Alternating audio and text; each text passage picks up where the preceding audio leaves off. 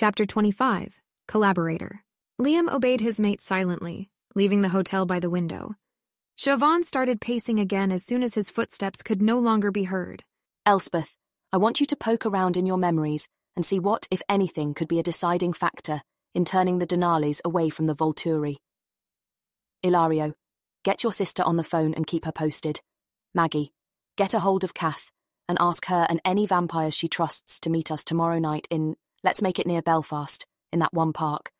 But tell her to have everyone to come well fed, please. I don't want them hunting in my territory. Jacob, you and Elspeth need to sleep tonight, I presume.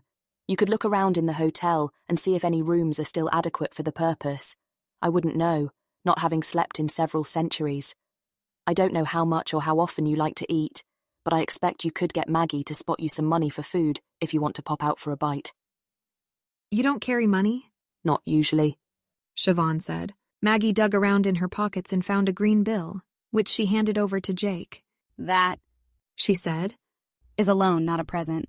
All of my money is in a drawer in our suite in the Wolf Village in Volterra, said Jake. I really don't know when I'm going to be able to get it. No big hurry. I'm not going to break your kneecaps if you don't have it back with interest by Tuesday. But it's still not a present, Maggie said. I've got a kid to look after. She goes through shoes like nobody's business. I'd think she was putting them through the wood chipper if I didn't know better. I think my grandparents will probably cover it later if everybody lives through this and it's a problem, I said. Don't worry. Jake nodded, squeezed my shoulder with one hand, and went off to see if there were any acceptable accommodations in the building. Maggie and Ilario got out their phones and called Kath and Gianna respectively, but they kept their voices down and I was able to tune them out to think. I closed my eyes and wondered what could affect the Denalis's loyalties. I had memories from Eleazar and Carmen, but they weren't recent. Aro had last read them shortly before Eleazar left the Volturi to follow his mate. I had Irina's too, and those were much more up to date. They went up until just a couple of days before she died. I knew the circumstances of her death from other perspectives. She'd turned the wolves into the Volturi on the expectation that they'd wipe them out, and when she went to La Push and found that things had gone differently, she'd launched what amounted to a kamikaze attack and been summarily executed. Kate and Tanya had last been read when their mother Sasha was killed, to prove their innocence of Sasha's crime of creating an immortal child Vasily. And Sasha had been read too. I don't believe this. Corin finally agrees to sign on with you, and so you've become his personal army? He can't kill me himself, even with his ludicrous invisible shield blocking a few of my slower shots, so he finds a bigger attack dog to finish his vendetta with me. Doesn't he realise that I could have involved my daughters at any time since I turned them, and he'd have been finished? His entire coven put together couldn't stand up to my little Katie. Arrow, smiling for some reason, lets me rant. His bodyguard at his shoulder gives no impression of being interested in the proceedings at all. But her power is watchful enough. I can't just wrench the man's head off his shoulders. Yes, your little Katie? Don't tell me Corin's joining the guard is contingent on killing my daughters too, I said. I'm trying to snap at him, trying to hang on to some pride, but I can't keep all the horror out of my voice. My girls, my Katrina and Irina and Tanya. Has he ever even met them? I've kept them away from the territory border. He hasn't, said Aro. Which presents me with a conundrum, particularly given Katrina's gift. It's not quite of Jane's caliber, but still. You can't have her, I spit. Dear lady, I doubt this is the right time for you to be making pronouncements like that, says Aro. If I wanted Katrina very badly, I would have her already. No, as I said, she's not of Jane's caliber. I don't need any of your children, even the one with the lightning touch. And in fact, Corin did not request their deaths, only yours. The conundrum is that I wouldn't like to lose the chance to ever welcome Katie into my coven, should I need her later. And this means you cannot disappear without explanation, and I cannot announce precisely why I'm having you killed. If I did either of those things, your daughters might complain. And that would be the end of them, I fear. My daughters and I together could have destroyed Corin and his coven, or former coven now. But the three of them against the Volturi, I shudder to think. And they would try. I have such loyal children, but... The last news I received said you still had Chelsea. Well, yes, she could solve the immediate problem of allowing your talented Katrina to outlive you by more than a few days, says Aro. But under the circumstances we are now discussing, my darling Chelsea would have a challenge on her hands to create the inroads necessary to leave open the option of adding Kate to the family later. I don't have any other reason to leave them alive, you understand, beyond that hope. I have some interest in leaving intact your witch daughter's impression of the Volturi as dispensers of justice. And God forbid Chelsea should be challenged, I snarl. It would be so inconvenient. Perhaps you should give up the entire project as a fool's errand. My dear, says Aro, it is already quite decided that you are going to die. The only question is whether you will do so in a way that necessitates also killing your children or not. Specifically, you could die mysteriously and hope that they are poor detectives. You could die openly for the reasons I have described to you and hope that they are not as vengeful as you think they are, or... Or what, I hiss. Or some pretext could be devised to explain your demise to your daughters without leaving them any grounds to object. He smiles at me and I wonder if I could get through his bodyguard's power by launching myself at him from sufficiently far away. No, probably not. If nothing else, she could knock me out of the way before I reached him. Such as, I ask warily. I'm sure you're aware of the practice of creating immortal children, which we're in the process of stamping out. I thought of something, I murmured, and Siobhan's gaze sharpened with interest. Oh boy, did I ever think of something. 1 minute. The child really is cunning. I really might have created one for myself if I'd known how precious and lovely a human toddler could become when turned. I've heard of immortal children before, but never seen one with my own eyes. He has dimples when he smiles at me. Here you are, says Aro, picking up the boy with desultory briskness and pushing him into my arms. I'm not sure if I could stop myself from cradling the child if I had some reason to shove him away. Some instinct is demanding my affection, like the motherhood I thought I'd found with my girls. This little creature is distilled innocence, exudes an undeniable need for protection. In a moment he's more a child to me than my daughters.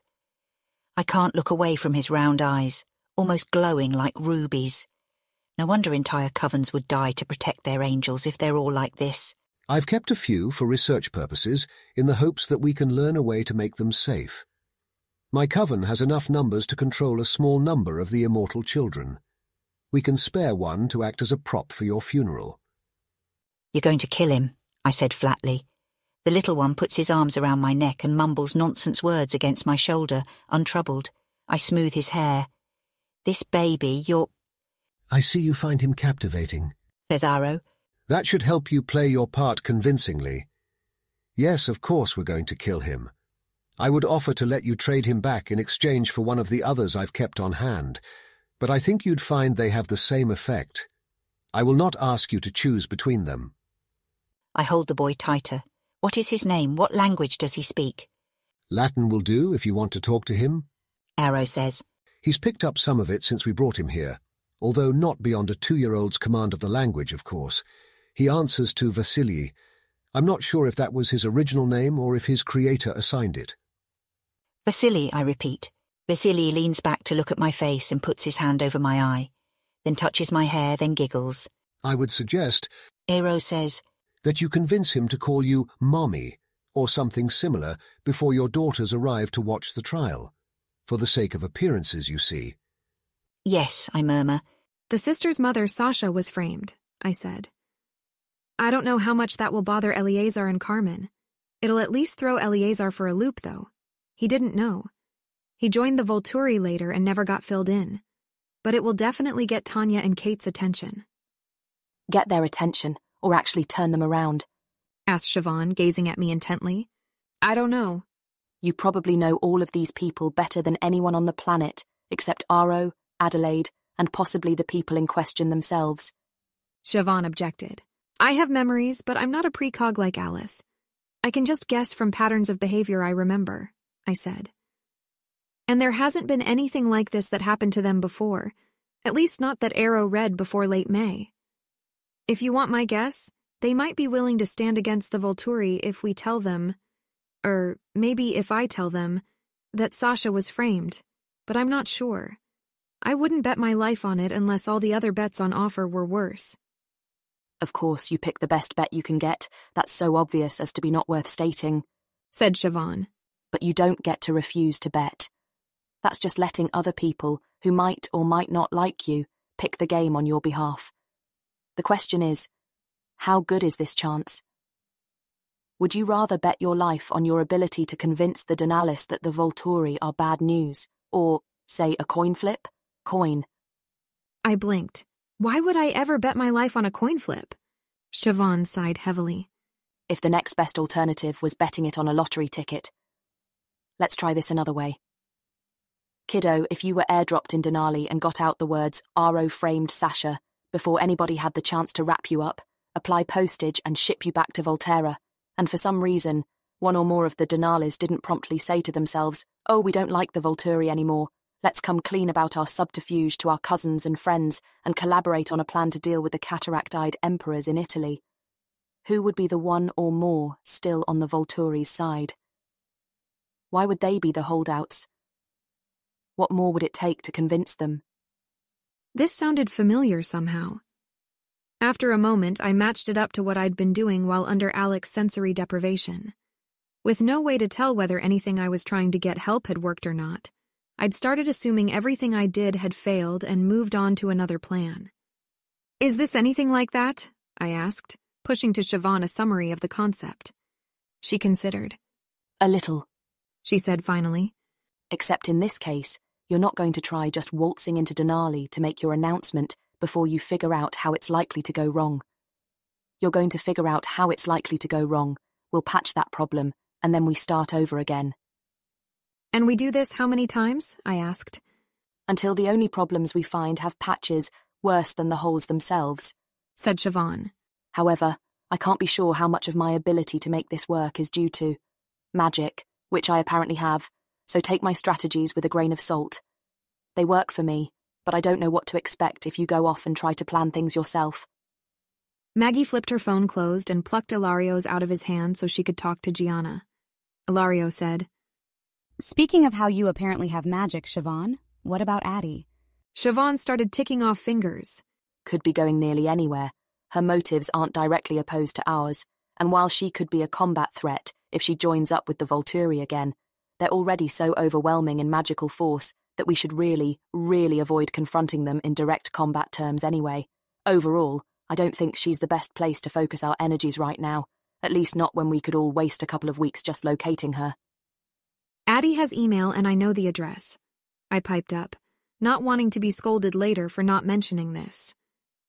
"And if she wanted us to know where she was going," Siobhan said, "she probably wouldn't have run away laughing her head off and jumped off the quay. She has the address of the house in Wexford. Maggie, if she looks, can she get your landline's number with that?" Maggie, still mid-conversation with Gianna, nodded.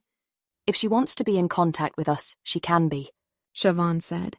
"Forcing it would be maybe not a waste of time, but at least something to put off until we've exhausted other productive things to do." "More to the point," said Ilario. "She has the address of the house in Wexford, which means that if she wants, she can physically turn up at the house in Wexford. Gianna's completely dismal in a fight. Is Molly in any danger?" He, Maggie, and Siobhan all looked at me. I pursed my lips and thought.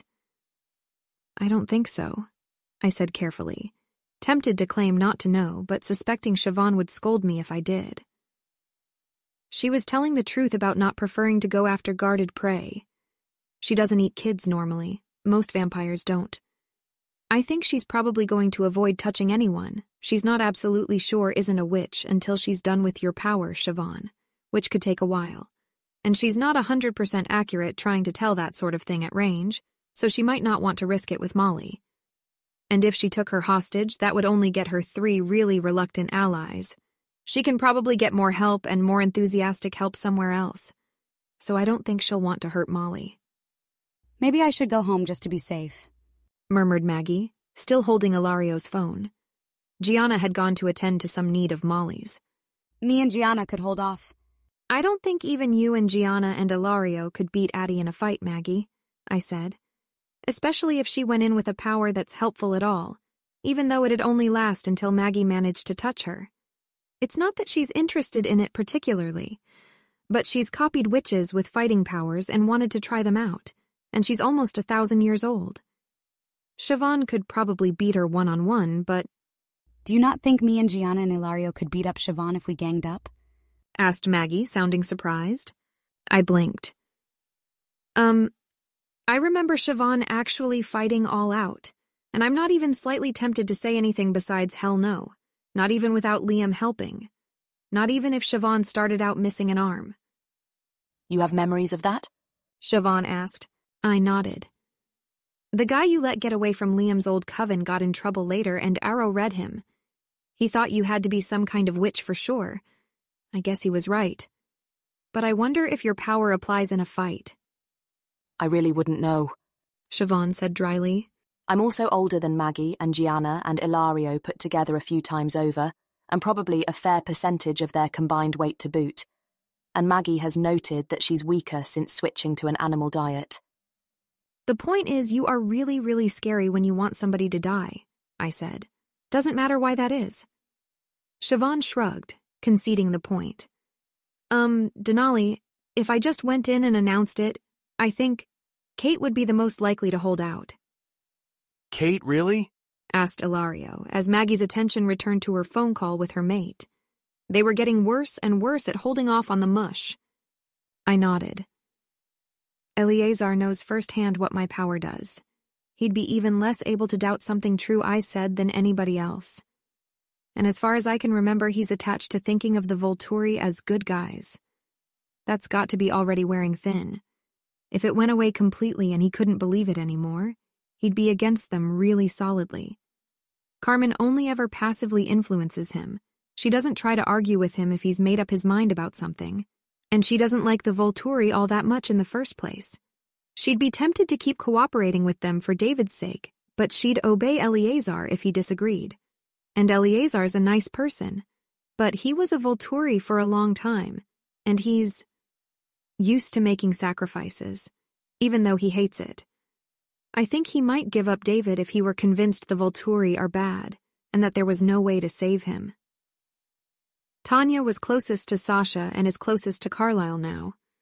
I think she'd be especially angry about the frame job and especially willing to throw herself on her cousin's mercy for the betrayal. But Kate, said Siobhan. But Kate would hate the idea that Sasha was manipulated like that for her sake. Kate likes being a witch. She likes being powerful. She throws it around sometimes. She can be smug. I think she would really, really hate it if she found out that her being a witch had hurt someone she loved. Even if her witchcraft isn't the reason Sasha died, it's why she was backed into the corner instead of just being killed on the spot when Aro caught up with her. And Sasha was really proud.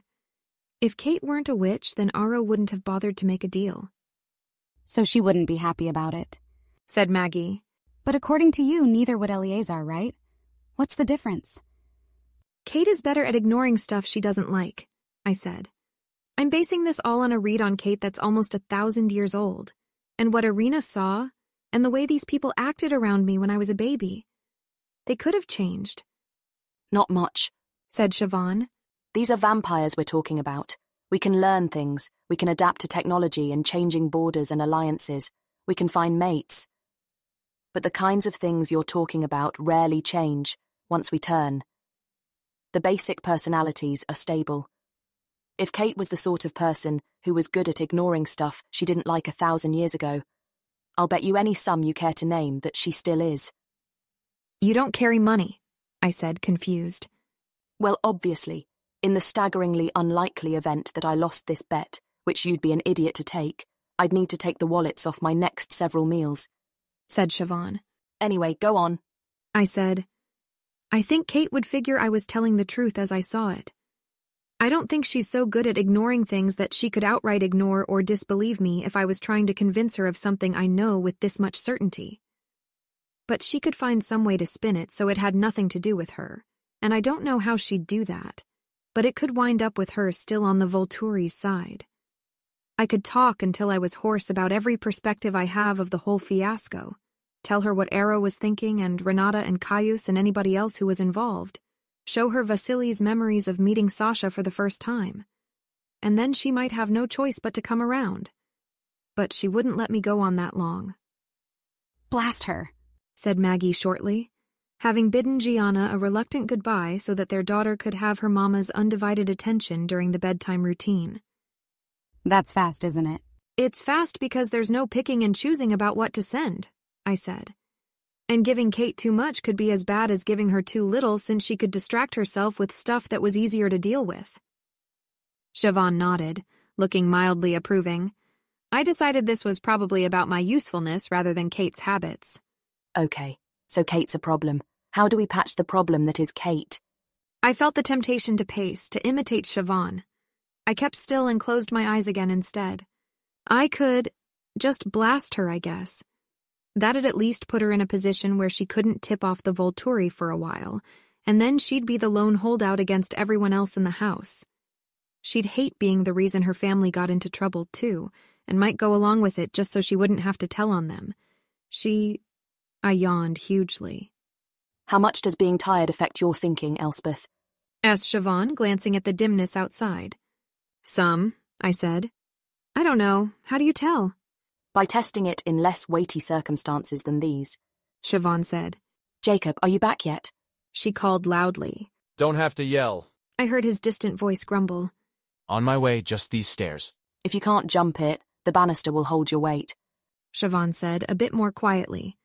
And you can climb up the destroyed part that way, or you could go around and come in the same way we did the first time. I've got it. A moment later, Jake was back with us, carrying a bag of what was probably food. Hey, Elsie, tired? I yawned again, and he picked me up in his free arm and carried me away. I found a couple rooms that didn't have anything more obviously awful in them than dust. Had to force the doors, but that should be okay. Just us and the friendly vampire mascots of the Emerald Isle in this building, and vengeful squatter ghosts. But I'll keep 'em off you, okay? I don't think you'll let vengeful squatter ghosts get me, I agreed. Jake climbed another flight of stairs with me in tow, put me on a bed, and tucked me in. It took almost no time for me to fall asleep.